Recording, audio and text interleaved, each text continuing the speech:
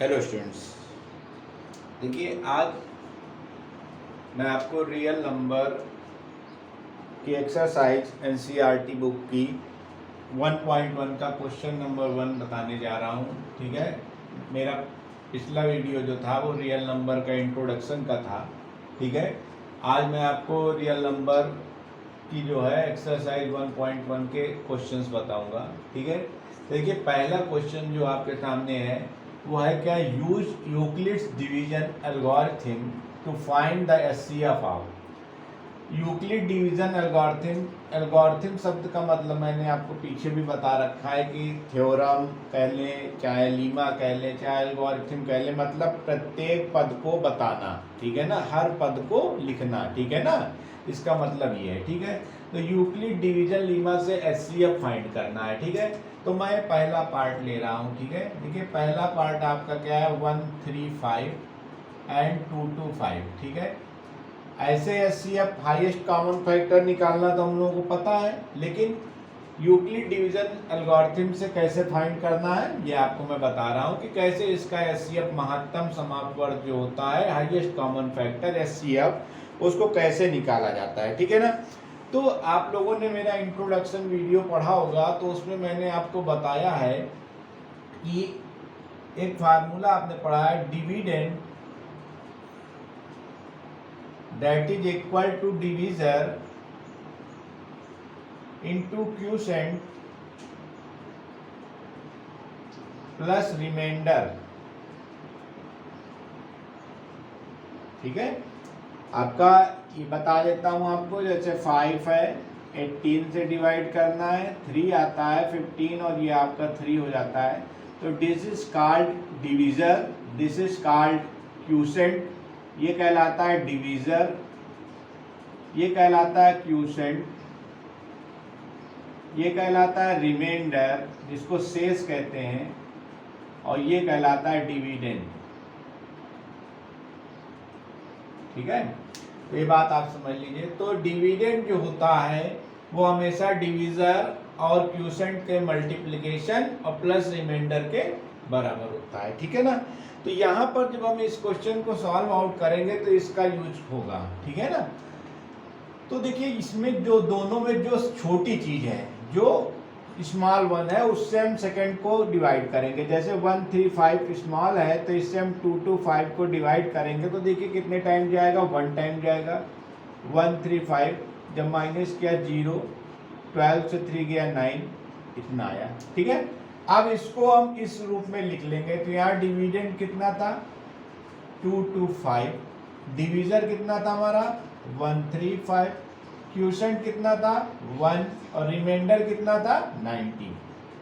ठीक है, जब तक हमारा ये जो रिमाइंडर है ये 0 के इक्वल ना आ जाए, मतलब रिमाइंडर का मान यहाँ पर 0 के इक्वल नहीं हुआ ना, ठीक है ना, तो रिमाइंडर अगर 0 आ जाता तो हमारा एचसीएफ मिल जाता हमको, लेकिन जब तक रिमाइंडर 0 नहीं होगा तब तक हमारा एचसीएफ, हमको इस प्रक्रिया को बढ़ाते रहना होगा। ठीक है ना, अब हम क्या करेंगे, अब हम इस 90 जो रिमाइंडर बचा है इससे अपने इस डिवीजर को फिर से भाग देंगे, 135 को फिर से भाग दे देंगे। ठीक है ना, जब भाग देंगे तो फिर देखिए 1 टाइम्स जाएगा तो 90 बचा, तो ये क्या बचा 45। अब इस वाले प्रकरण को फिर से हम ऐसे लिखेंगे, ये जो पूरा ये नीचे वाला प्रोसेस है इसको फिर से लिखेंगे। तो 135 डिविडेंड के रूप में है और डिवीजर के रूप में 90 है और क्वेश्चन के रूप में फिर से 1 है और रिमाइंडर कितना आया 45। यहां पर भी हमने देखा कि रिमाइंडर कितना है, is not equal to 0, remainder जो है वो 0 के इक्वल नहीं है। इसका मतलब अभी इस प्रक्रिया को हमको और आगे बढ़ाना पड़ेगा। जब हम फिर से बढ़ाएंगे तो अब हम इस 45 से इस 90 को फिर से डिवाइड करेंगे। ठीक है, तो 45 2 या 90 होता है, आप जानते हो, यानी कट गया, यानी रिमाइंडर कितना आ गया 0। ठीक है, आप देखिए इसको क्या लिखेंगे 90 that is equal to 45 into 2 plus 0। ठीक है, यानी यहाँ पर रिमाइंडर कितना हो गया, रिमाइंडर हो गया 0। अब आपका रिमाइंडर 0 आ गया, यहां तक बात आप समझ गए, ठीक है।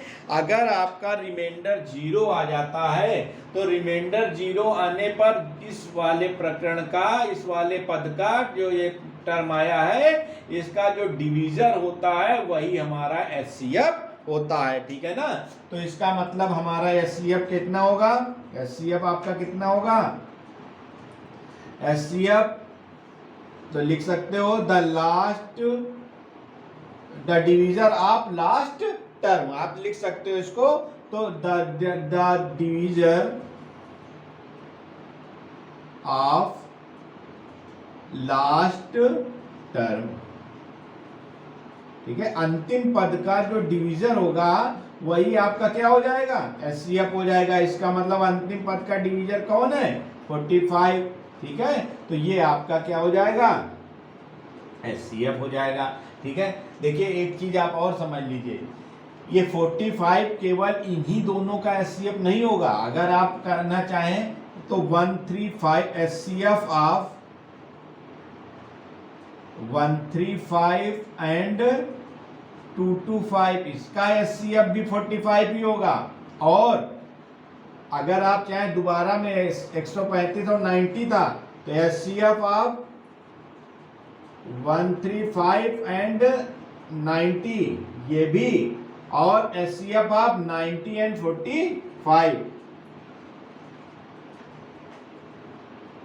90 एंड 45, इन तीनों का एचसीएफ आपका कितना होगा, 45 ही होगा, ठीक है ना। यानी हमारे पहले पार्ट का एचसीएफ कितना होगा, वो 45 होगा, ठीक है ना। तो वीडियो को पास करके आप लोग क्वेश्चन को नोट डाउन कर लें, ठीक है। फिर से एक बार समझ लें, यहाँ पर 135 एंड 225 दो टर्म्स दिए थे। हमने एक फार्मूले के बनाया था कल, आपको मैंने इधर बता दिया है, divisor, dividend, quotient and remainder है क्या क्या चीज। तो dividend equal to divisor into quotient plus remainder होता है, ठीक है। हमने भाग दे के दिखाया आपको, भाग दिया तो 135 से जो छोटी चीज है उससे बड़ी चीज को भाग देंगे, तो भाग दिया तो 1 टाइम्स गया तो 135, तो बचा 90, तो हमने इसको लिख लिया 225, इसी फार्मूले के अकॉर्डिंग हमने इसको यहाँ पर लिख दिया। हमारा रिमाइंडर 0 नहीं आया, रिमाइंडर 0 नहीं आने का मतलब इस प्रोसेस को फिर आगे बढ़ाएंगे। तो अब जो हमारा रिमाइंडर आया उससे हम डिवीजर को भाग देंगे, तो फिर आया 45, फिर से रिमाइंडर 0 नहीं आया, रिमाइंडर 0 नहीं आया तो फिर से हम डिवाइड करेंगे। तो अब तीसरे स्टेप में हमारा रिमाइंडर क्या आ गया, 0 आ गया। तो एचसीएफ क्या होता है, the divisor of last term, मतलब जो लास्ट टर्म का डिवीजर होता है वही हमारा एचसीएफ होता है, ठीक है ना। और आपको एक और मैं चीज बताई दे रहा हूं कि हमारे जितने भी स्टेप हुए हैं उनमें डिविडेंड और डिवीजर जो होंगे उन सब का एचसीएफ यही चीज होगी, ठीक है ना। इसको भी आप लोग ध्यान रखिएगा, ठीक है। अब आप लोग वीडियो को पॉज करके क्वेश्चन को नोट डाउन कर लें। देखिए स्टूडेंट्स, पहला पार्ट आपने नोट कर लिया, मैं सेकेंड पार्ट बताता हूं और थर्ड पार्ट आप लोग न स्वयं से करेंगे, ठीक है ना। ये एग्जाम आपके लिए खुदा मतलब क्वेश्चन है, इसको आप स्वयं से करेंगे, ठीक है। तो देखिए इन दोनों में फिर से वही फार्मूला जो हम लोग अभी लिखे थे पीछे, कौन सा, dividend is equal to divisor into quotient plus remainder, ठीक है, ये होता है। अब आप लोग फिर से उसी प्रोसेस पर आ जाते हैं। देखिए क्या, इन दोनों में स्मॉल वन कौन है, 196, और कैपिटल वन है 38220, ठीक। तो अब चूंकि ये दोनों वहां पर तो स्मॉल डिजिट थी, यहाँ पर बड़ी डिजिट है, तो हम पहले देखें इनको डिवाइड करके। तो 1 टाइम लिया हमने तो 196, 12 में से 6 गया, 6 बचा, 7 बचा, 7 इधर आया तो 17 में से 9 गया, 8 बचा और 1 बचा। अब ये आया, ठीक है ना। अब आप कितने बार लेंगे, तो लगभग आप ले जाएंगे 19, ठीक है। तो लगभग आप 9 टाइम ले जाइए, तो 9 9 54, 9 6 54, 9 9 जा 81, 81 और 5 कितना हो जाएगा? 81 और 5 कितना हो जाएगा? 81 में 5 जोड़ेंगे तो 86 हो जाएगा। 81 और 5 86 हो जाएगा, तो ये हो जाएगा 6। उसके बाद 9 1 जा 9 और 9 और 8 17। तो देखिए 12 में से 4 जाएगा तो कितना बचेगा?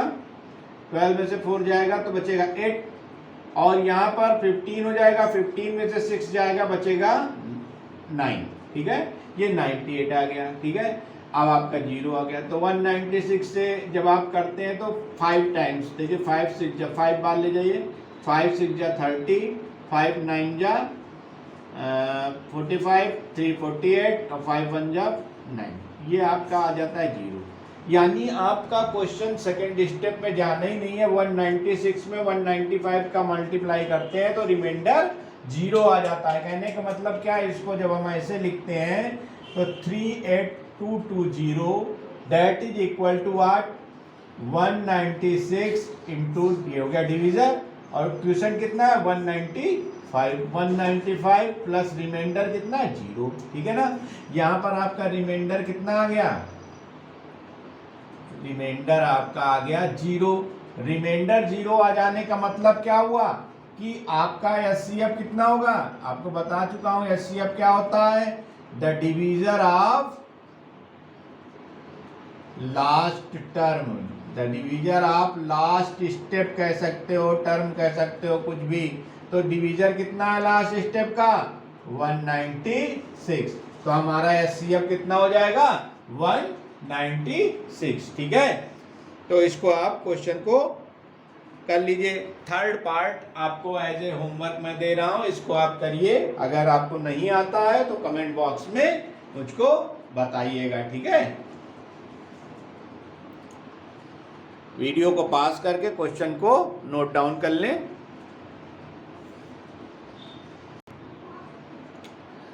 देखिए स्टूडेंट्स, हमारा सेकंड क्वेश्चन जो है वो है क्या? सेकंड क्वेश्चन हमसे कह के आ रहा है, सो डैट, दिखाइए कि एनी पॉजिटिव ऑड इंटीजर, मतलब एक कोई धनात्मक विषम संख्या इज ऑफ द फॉर्म, इस रूप में होती है 6q + 1, 6q + 3 और 6q + 5, where q is some integers, where q is some integers. देखिए आपने हमारा इंट्रोडक्शन वीडियो पढ़ा होगा, तो इंट्रोडक्शन वीडियो में आपने इस चीज़ को देखा होगा, मतलब जाना भी होगा कि हम अगर मतलब जो समझते हैं कि जो डिविडेंड इज इक्वल टू, ये जो हम लोग ये फार्मूला लिखते हैं, कौन सा? Dividend that is equal to divisor into quotient plus reminder.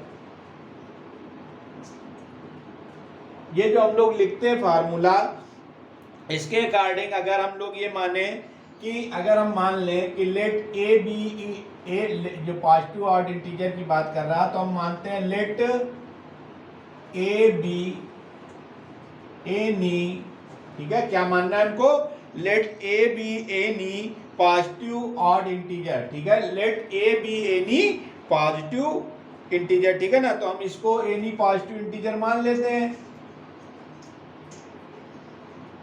Integer.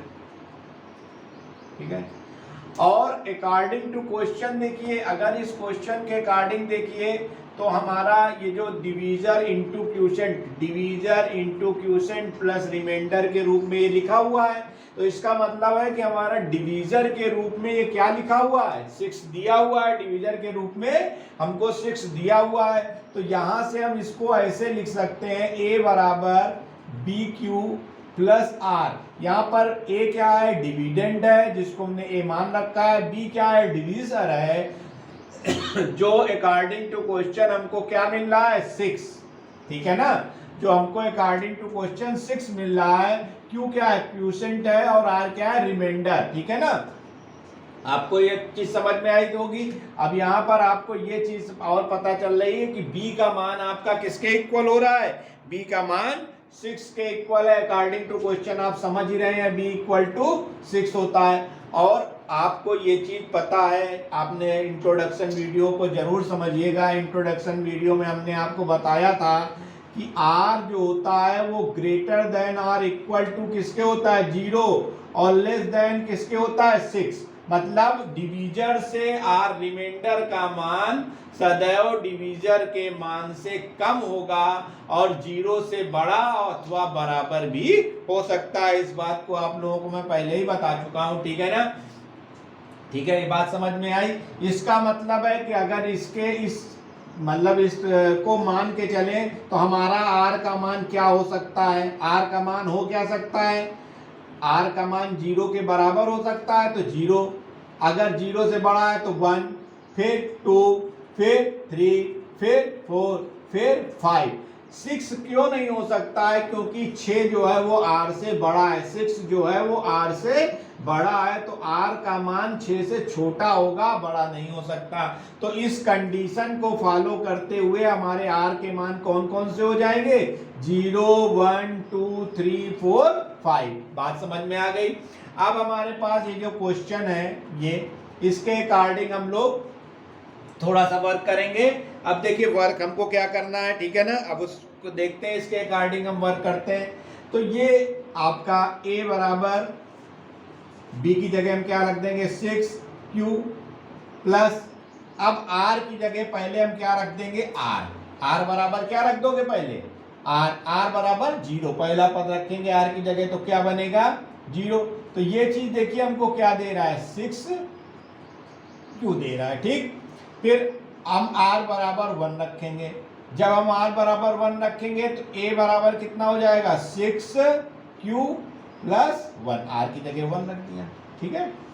तो ये आ गया 6q प्लस 1।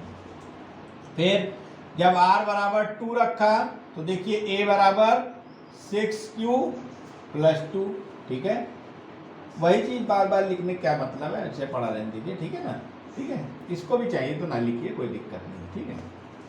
फिर r बराबर 3 पर a बराबर 6q प्लस 3, r बराबर 4 पर a बराबर 6q प्लस 4, r बराबर 5 पर a बराबर 6q प्लस 5, और r बराबर 5 तक ही ले जाना था हमको, क्योंकि 5 ही है।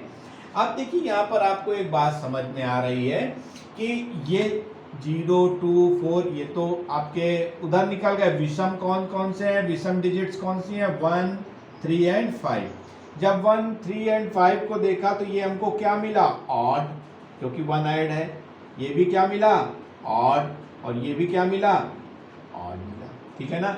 तो इसने कहा कि अगर हम किसी पॉजिटिव ऑड इंटीजर की बात करेंगे तो वो हमेशा किस फॉर्म में होगा 6q प्लस 1, 6q प्लस 3 और 6q प्लस 5 के फॉर्म में होगा। ये बात आपके समझ में आ रही। जब हमने 1, 2, 1, 3, 5 रखे हैं तो हमको ऑड मिल रहा है ना, बाकी सब में हमको क्या मिल रहा है इवन मिल रहा है, ठीक है ना।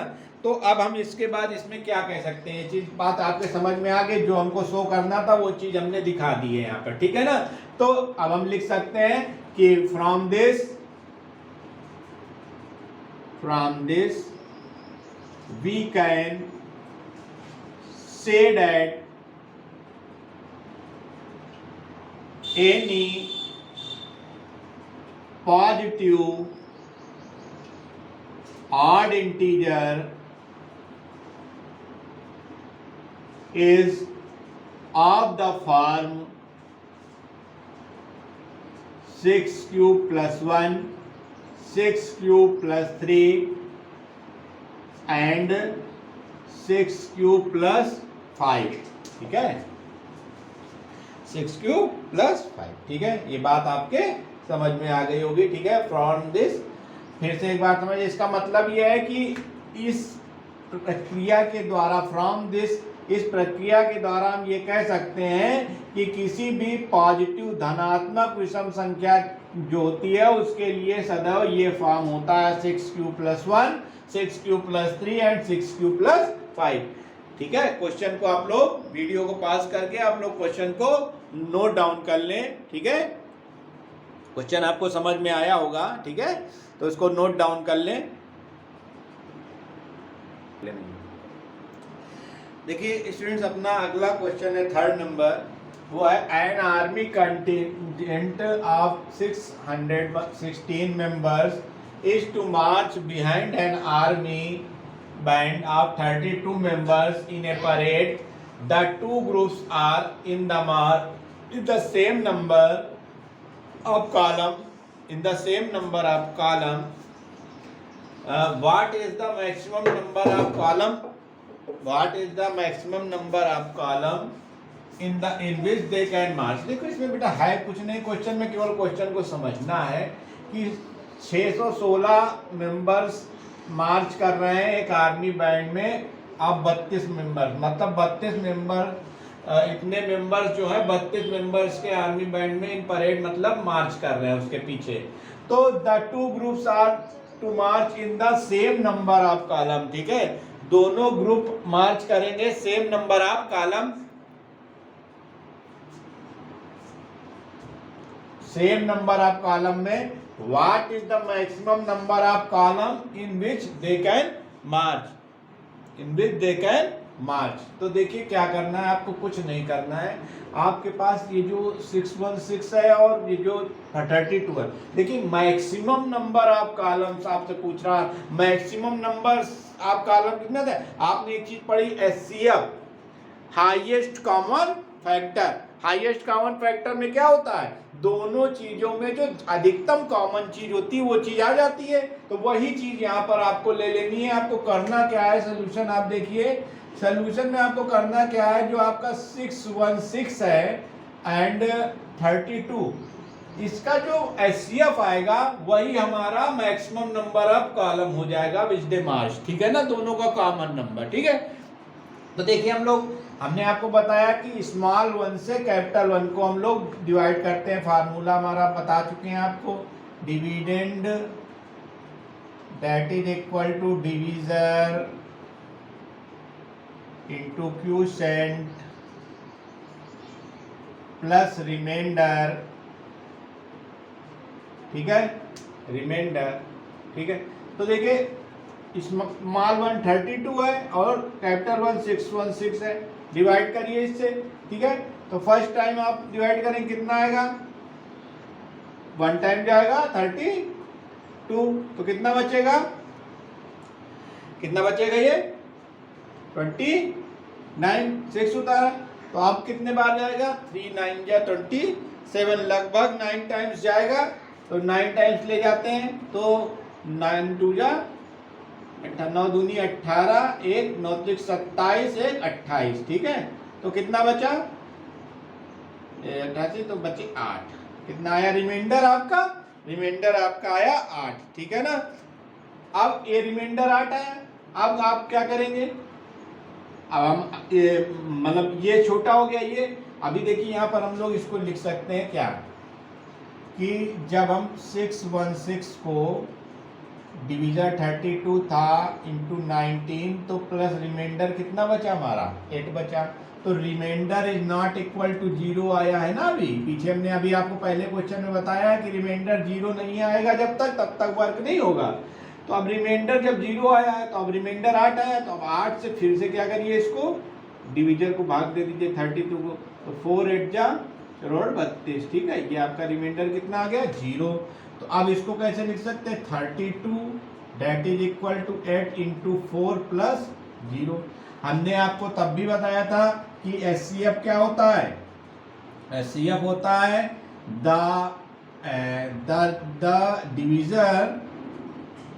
Divisor of last step, the divisor of last step. तो लास्ट स्टेप का डिवीजर कितना है 8, लास्ट स्टेप का डिवीजर कितना है 8 है आपका।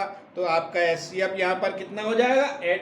तो आपसे जब पूछ रहा था कि मैक्सिमम नंबर ऑफ कॉलम, तो the maximum number of column the maximum number of column in which they can March is 8। ठीक है, ये आपका आंसर हो जाएगा। ठीक है, आप लोग वीडियो को पॉज करके क्वेश्चन को नोट डाउन कर लें। देखो स्टूडेंट, हमारा फोर्थ क्वेश्चन है। फोर्थ क्वेश्चन क्या कह रहा है?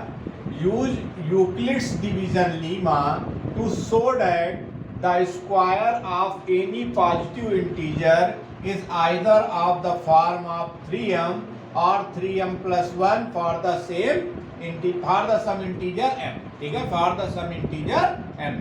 देखिए यहाँ पर आपको एक चीज समझ में आ रही है कि हमारा डिवीजर जो है वो 3 होना है। ठीक है, हमारा डिवीजर क्या होना है? 3। तो हम लोग एक चीज जैसे भी पीछे हमने एक क्वेश्चन में माना था, तो उसी तरह इसमें भी मान लेंगे। क्या? Let a be any positive integer.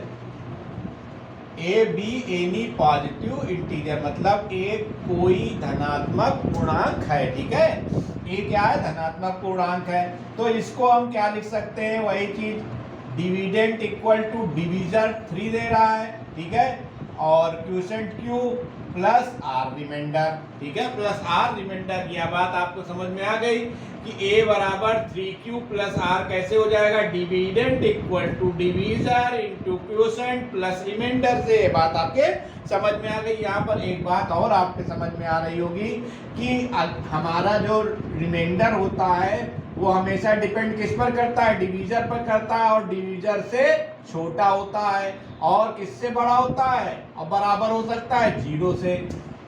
0 से बड़ा अथवा बराबर हो सकता है। ठीक है ना? तो यहाँ से हमारे r की 3 वैल्यूज मिल रही है। कौन कौन सी है? पहली तो 0, दूसरी 1 और तीसरी 2। 3 नहीं होगी क्योंकि 3 से छोटा होना है। ठीक है ना? अब हम लोग क्या करते हैं? क्वेश्चन पर चलते हैं। ठीक है, r बराबर 0 रखते हैं। यहाँ पर r बराबर 0 रखते हैं तो क्या आता है? देखिए, जब r बराबर 0 रखा तो क्या आया? देखिए, आया a बराबर 3q। ठीक है, और जब r बराबर आपने क्या रखा? 1, तो क्या आया? a बराबर 3q प्लस 1। और जब r बराबर 2 रखा तो क्या आया? a बराबर 3q प्लस। लेकिन ये तो हमारी नॉर्मल वैल्यूज रखने पर आई, लेकिन इन्होंने हमसे कहा क्या है कि so that the square of any positive integer का स्क्वायर मतलब इनका स्क्वायर जो होगा वो इस फॉर्म का होगा, ये हमसे कह रहे हैं। ठीक है ना? तो अगर इसका स्क्वायर इस फॉर्म का होना है तो अब हम इसको स्क्वायर करके देखेंगे। तो स्क्वायर करके देखेंगे तो पहले हम इसको स्क्वायर करें। स्क्वायर करेंगे तो क्या आता है? देखिए, ए स्क्वायर बराबर क्या आ जाता है? 3q का स्क्वायर। तो 3q का स्क्वायर का मतलब 9q स्क्वायर। ठीक है, और अगर हम और अच्छा करें तो 9, क्योंकि हमको इस फॉर्म में बनाना है। और आपको पता है कि q क्या है? यहाँ पर q एक इंटीजर है। हम लोग क्या जानते हैं? q क्या है? q एक इंटीजर है। ठीक है ना? तो देखिए क्या होगा? ये 3, इसको हम 3 इंटू 3q स्क्वायर भी लिख सकते हैं। क्यों लिख सकते हैं? 3 3 जा 9 होता है। अब देखिए, q एक इंटीजर है तो इंटीजर का स्क्वायर भी क्या होगा? वो एक इंटीजर होगा। और अगर किसी इंटीजर से 3 को मल्टीप्लाई करेंगे तो वो भी क्या हो जाएगा? एक इंटीजर हो जाएगा। तो इस पूरे को, ये पूरा है क्या? इंटीजर ही तो हुआ भाई। देखिए, q क्या है? आप जब भाग देते हैं तो आप जानते हैं q क्या होता है? क्यूसेंट होता है। क्यूसेंट अब एक इंटीजर होगा। अगर इंटीजर का वर्ग जैसे 1 का वर्ग करते हो तो 1 ही आता है, 2 का वर्ग करते हो तो 4 आता है। 4 भी तो एक इंटीजर होता है। ठीक है ना? तो उसी तरीके से 4 को अगर 3 से मल्टीप्लाई करोगे तो क्या आएगा? 12। 12 भी एक इंटीजर ही तो होता है। तो इसका मतलब ये पूरी चीज क्या हो गई? एक इंटीजर हो गई। तो इसको हम क्या लिख देंगे? m, क्योंकि यहाँ पर बताया है सब इंटीजर m के लिए।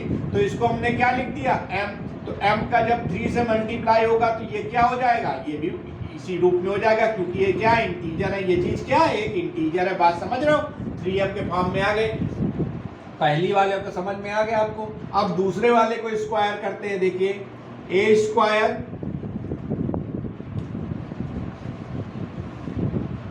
ए स्क्वायर, जब इसको स्क्वायर किया तो देखिए क्या है 3q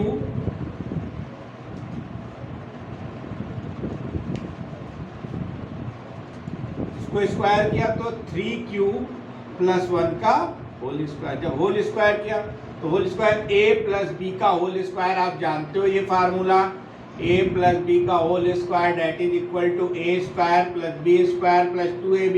तो देखिए ओपन करिए तो a स्क्वायर मतलब 3q का होल स्क्वायर यानी 9q स्क्वायर प्लस 1 और प्लस क्या 3 1 जा 3 3 2 जा 6, ये आपका a प्लस बी के होल स्क्वायर से ओपन हुआ। ठीक है, अब आप देखिए इन दोनों को थोड़ा सा एक साथ कर लीजिए तो क्या बनेगा 9q square plus 6q plus 1।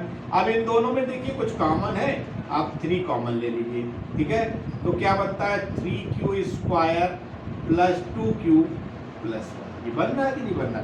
देखिए अभी पीछे आपको मैं बता के आ रहा हूँ q क्या है, q इंटीजर है, इंटीजर का स्क्वायर भी क्या होगा इंटीजर ही होगा, और उसका 3 से मल्टीप्लाई भी क्या होगा इंटीजर ही होगा, और ये भी इंटीजर ही हो गए तो इंटीजर प्लस इंटीजर भी क्या होगा, ये पूरा भी क्या बन के हो जाएगा इंटीजर। जैसे यहाँ पर ये इंटीजर हो गया तो वैसे ये भी क्या हो जाएगा इंटीजर हो जाएगा। तो इसको हम क्या लिख देंगे 3m, इसको हम क्या लिख देंगे m प्लस 1, क्योंकि ये भी क्या है इंटीजर, जहां m क्या है एक इंटीजर है, हमको बताया ना m इज सम इंटीजर। ठीक है, बात समझ में आई होगी आपके। अब आप इसको तीसरे वाले को स्क्वायर करिए, a square that is equal to 3q plus 2 का स्क्वायर, तो ये हो जाएगा 9q स्क्वायर प्लस 2 का वर्ग 4 प्लस 3 2 जा 6 2 जा 12q। ठीक, अब देखिए इसको थोड़ा सा एडजस्ट करते हैं, 9q स्क्वायर प्लस 12q और प्लस इस 4 को 3 प्लस 1 में तोड़ देते हैं। अब इस 3 में देखिए इसमें 3 कॉमन ले लीजिए तो क्या बचता है 3q square plus 4q plus 1 and plus 1। ठीक है, प्लस 1 एंड प्लस 1 ये बचता है आपका। ठीक है, आपको अभी पुराना हम बता के आ रहे हैं पीछे कि 3q स्क्वायर क्या हुआ, ये एक इंटीजर हुआ, ये भी एक इंटीजर हुआ, 1 ऑलरेडी एक इंटीजर है। जब तीनों इंटीजर एक साथ जुड़ेंगे तो वो क्या बनाएंगे एक इंटीजर ही तो बनाएंगे, तो इसको हम क्या लिख देंगे m। ठीक है, देखिए अब आप तीनों चीजों से एक चीज आपको समझ में आ रही, यहाँ क्या आया था 3m, यहाँ क्या आया 3m प्लस 1 और यहाँ क्या आया 3m प्लस 1 आया। तो यहाँ पर जो इन्होंने हमसे कहा कि so that the square of any positive integer is either of the form of 3m और the form of 3m plus 1। बात समझ में आ रही है? तो ये मतलब आप इसमें आप अब लिख सकते हो आप कि it is so that the square of any positive integer is always in the form of 3m and 3m plus 1। आप इस चीज को लिख देंगे, क्या लिखेंगे it is so that the square of any positive integer is always in the form of 3m or 3m plus 1 for some integer m। ठीक है, तो आप लोग वीडियो को पास करके क्वेश्चन को नोट डाउन कर लीजिए। ठीक है, क्वेश्चन को नोट डाउन कर लीजिए स्टूडेंट्स। इसी प्रकार से इसका एक लास्ट क्वेश्चन, इस एक्सरसाइज का जो लास्ट क्वेश्चन है, जैसे यहाँ पर हमने स्क्वायर किया हुआ है वैसे ही वहां पर क्यूब करके आपको दिखाना है, सेम एडजस्टमेंट में आपको दिखाना है। तो उस क्वेश्चन को भी आप लोग स्वयं से करेंगे। अगर आपको कोई समस्या आती है तो मुझको कमेंट बॉक्स में बताइएगा, तो मैं उस क्वेश्चन का भी सोल्यूशन आपको नेक्स्ट वीडियो में दे दूंगा। ठीक है, और अगर आपने अभी तक हमारा चैनल सब्सक्राइब नहीं किया है तो सब्सक्राइब कर दें, बेल आइकन जरूर दबाएं ताकि आपको नेक्स्ट वीडियोस मिलते रहें। आपको एनसीईआरटी बुक का एक एक क्वेश्चन का इंट्रोडक्शन और जो है इंट्रोडक्शन और बाकायदा एक एक क्वेश्चन का सलूशन बेहतर तरीके से मैं आपको देता चलूँगा। आप मेरे वीडियोस को रेगुलर देखते चलें और मैं आपको रेगुलर जो है आपके क्वेश्चन के सलूशन देता रहूँगा। और अगर आपको प्रॉब्लम है तो आप हमें कमेंट बॉक्स में बताते रहिए। Okay, thank you.